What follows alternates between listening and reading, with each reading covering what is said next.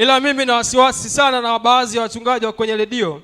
Juzi usiku unasikiliza redio, nasikia mchungaji anasema, anamwambia mtu, uliwahi kugongwa na pikipiki? Anasema, ndio, ulijuaje? Ni kweli. Na hivi ninavyoongea mke wako alikuacha? Ndio, sio, umejuaje?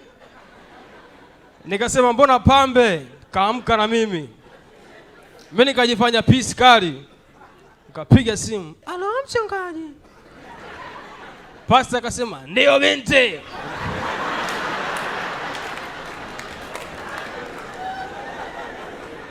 Unaitwa nani binti? Mimi nataka nikucheka hapo, najikaza. Naitwa Asha, natoka Chanika. Binti, uko tayari nikutabirie? Nikasema, ndio mchungaji.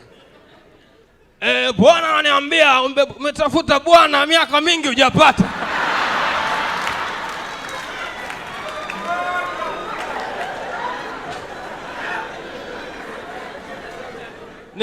Nikaguna kwa ndani. Akasema, na roho Bwana amening'ata sikio. Anasema mwezi ujao utapata mimba.